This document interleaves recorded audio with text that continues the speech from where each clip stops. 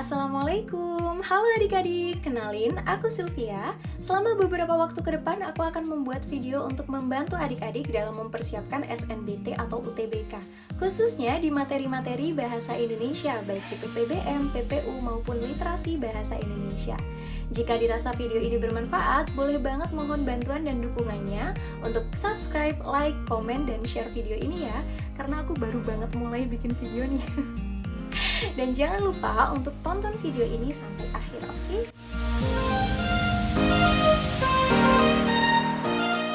Oke, langsung aja. Hari ini kita akan belajar salah satu materi yang sering kali muncul di soal-soal SNBT atau UTBK Bahasa Indonesia, yaitu gagasan utama. Gagasan utama ini juga bisa disebut sebagai gagasan pokok atau ide pokok, bisa juga disebut sebagai ide utama atau inti teks.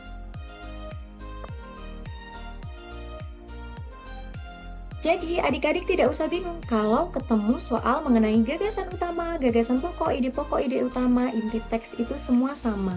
Mereka hanya beda istilah saja. Nah, yang pertama kali harus dilakukan ketika bertemu soal mengenai gagasan utama adalah perhatikan soalnya. Apa yang diminta di soal tersebut? Karena ada 3 macam gagasan utama yang biasanya ditanyakan di soal-soal UTBK.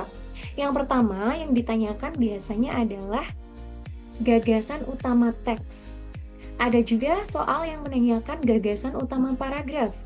Dan ada juga yang menanyakan gagasan utama kalimat. Jadi yang pertama kali dilakukan, cari tahu soal itu meminta gagasan utama teks, paragraf, atau kalimat.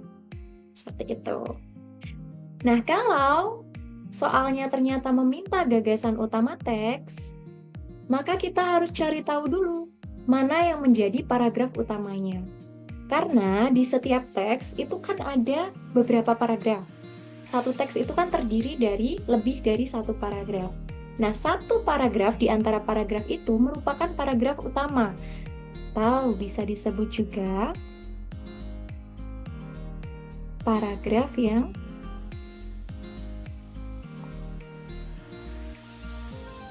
dijelaskan. Kalau ada paragraf yang dijelaskan, maka akan ada juga paragraf yang menjelaskan.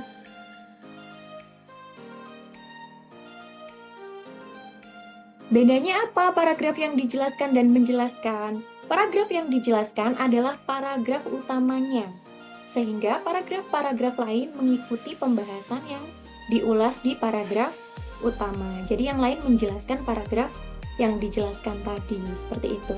Jadi pertama kali kita harus cari dulu ya di antara teks itu mana paragraf yang dijelaskan dan mana paragraf yang menjelaskan. Misal, di teks tersebut terdiri dari, ini ada teks, terdiri dari 3 paragraf. Nah, kebanyakan ya biasanya paragraf utama atau paragraf yang dijelaskan itu ada di paragraf pertama. Karena apa? Paragraf kedua dan ketiga itu biasanya mengikuti pembahasan yang ada di paragraf pertama. Ya. Jadi kita baca dulu mana yang sekiranya adalah paragraf yang dijelaskan.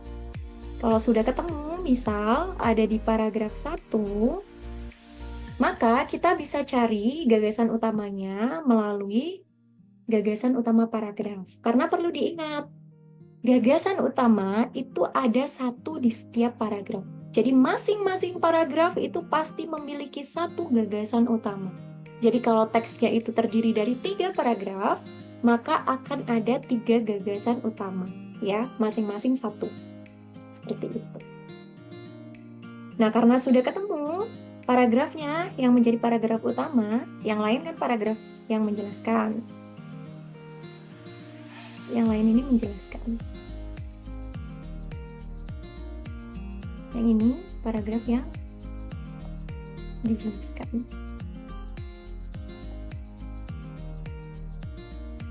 Nah, karena sudah ketemu, kita cari gagasan utama paragrafnya. Bagaimana cara mencari gagasan utama paragraf? Kita harus menemukan yang namanya kalimat utama. Mengapa kita perlu mencari kalimat utama terlebih dahulu sebelum mencari gagasan utama? Karena gagasan utama itu letaknya di kalimat utama.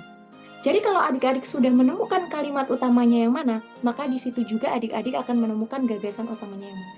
Seperti itu. Jadi penting untuk mengetahui cara menemukan kalimat utama. Kalimat utama ini bisa berada di 3 kemungkinan.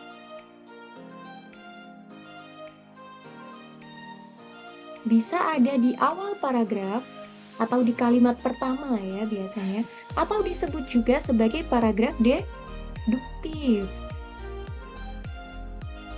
Bisa juga berada di akhir paragraf atau disebut juga sebagai paragraf induktif. Nah, ini biasanya ada di kalimat terakhir. Misal di paragraf itu terdiri dari 5 kalimat, maka kalimat utamanya ada di kalimat 5. Atau bisa juga ada di awal dan akhir. Atau bisa juga disebut sebagai paragraf campuran. Mengapa ada di awal dan di akhir? Ini disebabkan isi dari kalimat 1 ya, kalimat awal, sama dengan isi dari kalimat yang terakhir. Contoh, di kalimat pertama,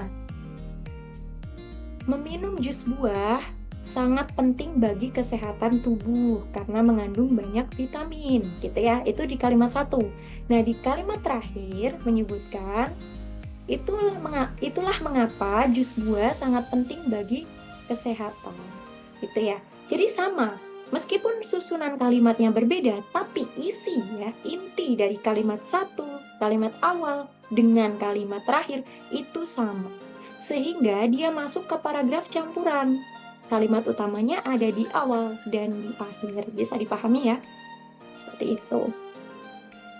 Nah, apakah mungkin gagasan utama itu terletak di tengah-tengah ya, tidak di awal ataupun di akhir? Bisa jadi ya. Jadi ada kemungkinan gagasan utama itu berada di tengah. Nah, ini ditandai dengan apa? Biasanya kalimat pertama, kalimat yang awal, itu dia berupa pengantar saja atau pemantik. Maksudnya pengantar bagaimana? Contoh, biasanya ada pertanyaan, apakah kamu suka berolahraga? Gitu ya. Berapa orang di dunia ini yang suka minum jus buah, gitu ya? Atau contoh-contoh yang lain yang berupa pertanyaan atau pernyataan yang menunjukkan itu hanya pengantar, ya, hanya awalan saja. Nah, lalu masuk di kalimat kedua, 3, atau 4, itu yang justru menjadi intinya, seperti itu. Bisa juga ditandai dengan konjungsi pertentangan. Konjungsi pertentangan ada apa? Konjungsi pertentangan yang biasanya ada di awal kalimat ya, konjungsi antar kalimat, itu ada namun, ada juga akan tetapi. Nah, kalau adik-adik menjumpai konjungsi namun atau akan tetapi di kalimat kedua, 3, 4, bisa jadi kalimat itulah ya yang merupakan gagasan utamanya. Seperti itu. Kalau di akhir ya yang induktif itu kan biasanya ditandai dengan konjungsi simpulan karena di akhir. Contoh konjungsi simpulan apa? Oleh karena itu. Jadi, dengan demikian. Nah, kalau ada konjungsi semacam ini, biasanya merupakan gagasan gagasan utamanya, seperti itu. Jadi dicari tahu dulu kalimat utamanya yang mana. Apakah dia di kalimat pertama, di kalimat awal, apakah di akhir, ataukah dua-duanya awal dan akhir, atau bahkan di tengah ya, di kalimat 2, 3, 4, seperti itu gitu. Jadi kita harus cari tahu dulu. Nah, kalau sudah ketemu nih, misal kalimat utamanya ada di kalimat 1, udah ketemu. Berarti kita cari opsi jawaban ya, gagasan utama tadi yang serupa dengan kalimat 1. Meskipun susunan kalimatnya berbeda. Yang penting intinya sesuai dengan kalimat utama tadi di kalimat 1, seperti itu.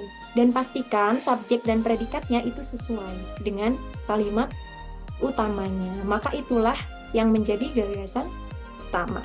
Seperti itu aja. Jadi dilihat aja opsi jawabannya, yang mana yang sesuai dengan kalimat utama, maka itu adalah gagasan utamanya. Seperti itu. Lalu masuk ke gagasan utama kalimat lah. Gagasan utama kalimat ini gimana? Tadi kan katanya di setiap paragraf itu ada satu kalimat ya yang mengandung gagasan utama. Lalu ini bagaimana kalau kalimat? Ini tuh yang dimaksud adalah inti kalimat.